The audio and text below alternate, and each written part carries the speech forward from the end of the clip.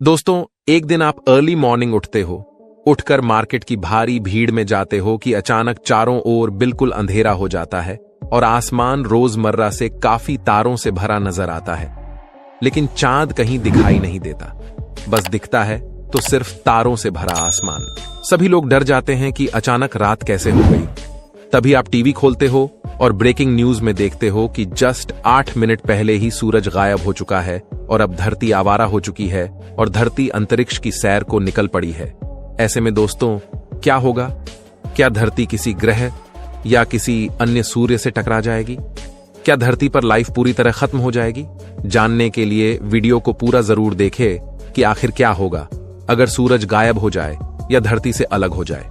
दोस्तों, quantum physics का एक फेनोमेनॉन होता है जिसे क्वांटम टनलिंग कहा जाता है, जहां एक पार्टिकल एक हाई एनर्जी बैरियर को पार करने के लिए मिस्टीरियसली डिसअपियर होकर दूसरी पोजीशन पर रीअपियर हो जाता है। मान लीजिए इसी तरह से सूरज अचानक डिसअपियर होकर यूनिवर्स के किसी और कोने में रीअपियर हो जाए, तब धरती का क्या होगा? अचानक सूरज डिसअपियर हो जाता है और हम सब इंसान आराम से धरती पर बैठे अपने कामों में व्यस्त। कोई खेल रहा है, कहीं पार्टी चल रही है, कहीं हजारों की भीड़ सुपरमार्केट के चक्कर काट रही है, कहीं किसी इंसान को कोई लुटेरे लूटने आए हैं कि अचानक अंधेरा हो जाता है, दिन दहाड़े रात हो जाती है, आसमान तारों से भर जाता है, सब डर जाते हैं। लुटेरे भगवान के आगे हाथ जोड़ने लग जाते हैं, हे प्रभु, ये क्या हुआ? कुछ लोग इसे भगवान का श्राप मानने लगते हैं, लेकिन आपका साइंटिफिक माइंड तुरंत समझ जाता है कि आज तो सूरज ही गायब हो चुका है। ऐसे में आप लोगों को समझाते हैं कि 8 मिनट पहले सूरज गायब हो चुका है। सूरज की लाइट को धरती तक पहुंचने में 8 मिनट लगते हैं, इसलिए 8 मिनट तक हमें पता ही नहीं चला कि क्या हुआ है, और तब तक गायब होने के बावजूद भी उसकी ग्रेविटी से 8 मिनट तक हमारी धरती बंधी थी। लेकिन अब धरती अंतरिक्ष में रोलर कोस्टर राइड पर निकल चुकी है। आपकी बातें सुनकर लोगों को कुछ समझ नहीं आता है, लेकिन टीवी न्यूज में पता चलता है कि आप सही कह रहे थे। तब आप लोगों को बताते हो कि आप रेगुलर लिमिटलेस चैनल को देखते हो, इसलिए आपको यह पता चल गया। लेकिन लोग परेशान हो जाते हैं कि अब क्या होगा। सबको लगने लगता है कि अब सब कुछ खत्म हो चुका है, कयामत की रात आ चुकी है। वहीं दूसरी तरफ जिन देशों में पहले से रात थी, उस देश के लोग सुबह उठते हैं तब भी उन्हें रात ही मिलती है। ऐसे में वो भी परेशान हो जाते हैं कि आखिर आज रात खत्म क्यों नहीं हो रही। तभी न्यूज चैनल पर प्रधानमंत्री नरेंद्र मोदी आकर सबको आश्वासन देते हैं कि जहां हो वहीं रहे, भगदड़ न मचाए। वैज्ञानिकों की टीम से बात हो रही है, जल्द ही हम इस समस्या का सॉल्यूशन निकाल लेंगे, पर आपको लगता है कि मोदी जी अभी भी फेंक रहे हैं।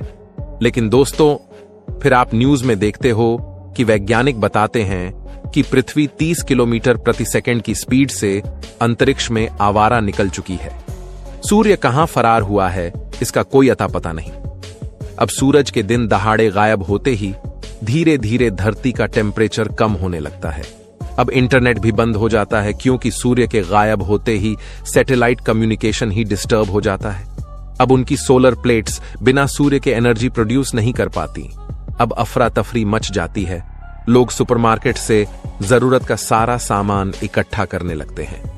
अब सूरज की लाइट न मिलने की वजह से पृथ्वी पर मौजूद सभी पेड़ पौधे फोटोसिंथेसिस की प्रक्रिया बंद कर देंगे, जिस वजह से प्लांट लाइफ भी खत्म होने लगेगी।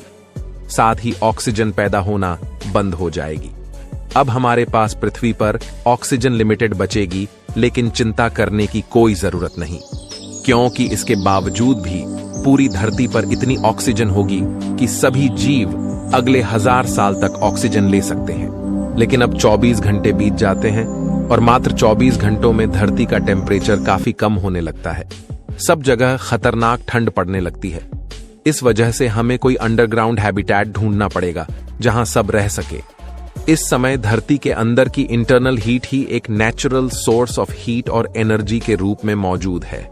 अब सिचुएशन काफी मुश्किल हो जाएगी। किसी सरकार का इस पर कोई कंट्रोल नहीं रह सकेगा। ऐसे में क्रिमिनल एक्टिविटीज भी बढ़ जाएंगी, जिसके मन में जो होगा वह करने लगेगा। दोस्तों, सूरज के गायब होने से वाटर साइकिल पूरी तरह गड़बड़ा जाएगा। अब समुद्र का पानी इवेपोरेट नहीं होगा। बिना सूरज की गर्मी से जिससे ना आसमान में बादल बनेंगे, न बरसात होगी, और अब नदियां भी नहीं रहेगी। समुद्र का जल स्तर पहले से थोड़ा बढ़ जाएगा। रात के आसमान में चांद की रोशनी भी नहीं रहेगी, जिससे चांद होते हुए भी गायब रहेगा, लेकिन चांद की ग्रेविटी की वजह से लगातार ज्वार भाटा चलता रहेगा। अब 1 महीने में धीरे धीरे टेम्परेचर कम होते होते समुद्र भी अंटार्कटिका की तरह जमने लग जाएंगे। अभी तक छोटे छोटे जीव और माइक्रो ऑर्गेनिज्म मरने लगेगी, लेकिन समुद्री जीवन पर इसका प्रभाव नहीं पड़ेगा, क्योंकि समुद्र के तल पर जियोथर्मल वेंट्स से वहां गर्मी होगी, जिस वजह से समुद्री जीव ज्यादातर उस गर्मी के एरिया में जाने लगेंगे। सूरज की रोशनी और बरसात खत्म होने की वजह से अब सारी प्लांट लाइफ खत्म होने लगेगी। प्लांट लाइफ खत्म होते ही शाकाहारी जानवर मरने लगेंगे और बाकी मांसाहारी जानवरों के पास भी कुछ भी खाने को नहीं बचेगा और उनकी भी मौत होने लगेगी। अब सभी जानवरों के मरने से कार्बन डाइऑक्साइड की मात्रा एटमॉस्फेयर में कम होने लगेगी, जिस वजह से धरती की हीट आसानी से अंतरिक्ष की ठंड का मुकाबला नहीं कर पाएगी। अब एनर्जी सोर्स खत्म होने की वजह से सब कुछ तबाह होने लगेगा। हम इंसान भी धीरे धीरे खत्म होने लगेंगे। ऐसे विकराल समय में भी विपक्ष के नेता कहेंगे कि अच्छे दिन कहां है, अब तो सिर्फ रात ही रात है। ऐसे में दुनिया के सभी नेता अपने बचे कुचे एनर्जी सोर्स यानी न्यूक्लियर और थर्मल पावर प्लांट का इस्तेमाल करके इंसानों के लिए अंडरग्राउंड हैबिटेट्स खोजने में लग जाएंगे और इंसान अपने बचाव के लिए अंडरग्राउंड हैबिटेट में रहने लगेगा। अब दुनिया की अलग अलग बाउंड्रीज का कोई मतलब नहीं रहेगा, सबको अलग अलग अंडरग्राउंड हैबिटेट में रहना पड़ेगा। अब सबसे बड़ी परेशानी होगी खाना, लेकिन यह समस्या आसानी से सुलझ जाएगी। अब इंसानों को ऑलरेडी मरे हुए जानवरों को प्रिजर्व करके रखना होगा ताकि उनके मीट को खाकर लोग जिंदा रह सकें। अगले 100 सालों में धरती पूरी तरह बर्फ से ढक चुकी होगी। बड़ी बड़ी बिल्डिंग्स, चीन की दीवार, पिरामिड सब बर्फ में दफन हो जाएंगे। अब तक धरती की 90% प्रजातियां खत्म हो चुकी होंगी और काफी एक्सट्रीम ठंड में लाखों इंसान भी मर चुके होंगे। अब नेचर उन्हीं जीवों और लोगों को चुनेगी जो इस कंडीशन में सबसे ज्यादा फिट हो, यानी अब नेचुरल सिलेक्शन अपना प्रभाव दिखाने लगेगा। अगर हम इंसान अलग अलग जगह अपनी टेक्नोलॉजी की मदद से सरवाइव करते हैं, तो अब हम इंसानों के अंदर भी नए बदलाव आने लग सकते हैं। 100 साल बाद दुनिया में काफी बदलाव होंगे।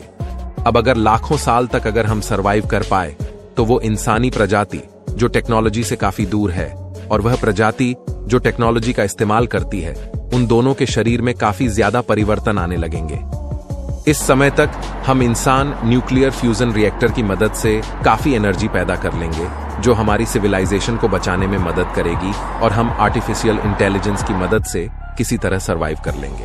टेक्नोलॉजी से दूर रहने वाले इंसान अगर अब तक सरवाइव करते हैं, तो हो सकता है कि उनकी एक नई प्रजाति पैदा होने लगेगी, जिनके शरीर पर लंबे लंबे बाल होंगे, रीछ और भालू की तरह, जो आइस एज में रहना सीख लेगी। अब धरती पर नए नए विचित्र जीव भी पैदा होने लगेंगे, जिनकी हमने कल्पना भी नहीं की होगी। ऐसे में हम इंसान अपनी टेक्नोलॉजी की मदद से किसी तरह सरवाइव कर लेंगे, लेकिन अंतरिक्ष में हमारी पृथ्वी अगले 1 अरब साल में बिना किसी ग्रह के टकराए हो सकता है किसी दूसरी गैलेक्सी में पहुंच जाए। तब तक यह पृथ्वी अंतरिक्ष में घूमता हुआ एक बर्फ का गोला होगी। पर मान लीजिए तभी अचानक से क्वांटम टनलिंग की वजह से सूरज अचानक प्रकट हो जाए, तब भी बर्फ से ढकी पृथ्वी को वापस सही होने में कई लाख साल लग जाएंगे।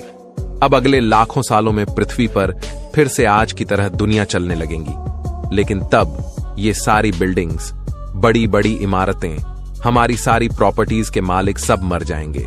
तब यह सब किसका होगा? कौन इसका मालिक होगा? यह कोई नहीं जानता। तो भाई लोग, सूरज ऐसे कभी गायब नहीं हो सकता, लेकिन सूर्य लाइफ के लिए कितना इंपॉर्टेंट है ये हम जान चुके हैं। पर हां, यह भी संभव है कि सूर्य के बिना भी धरती की लाइफ सरवाइव कर सकती है, बशर्ते उसे इवॉल्व होना पड़ेगा। क्योंकि पृथ्वी पर अब तक 5 बड़ी महाप्रलय आई है, जिसने धरती पर लाइफ को लगभग खत्म कर दिया था, लेकिन फिर भी लाइफ पूरी तरह खत्म नहीं हुई और नए रूपों में आती गई। तो दोस्तों, आपको क्या लगता है, सूरज के बिना लाइफ चल पाएगी? कमेंट में जरूर बताएं। मैं मिलता हूं आपसे अगले वीडियो में। तब तक के लिए ब्रह्मांड में घूमते रहिए।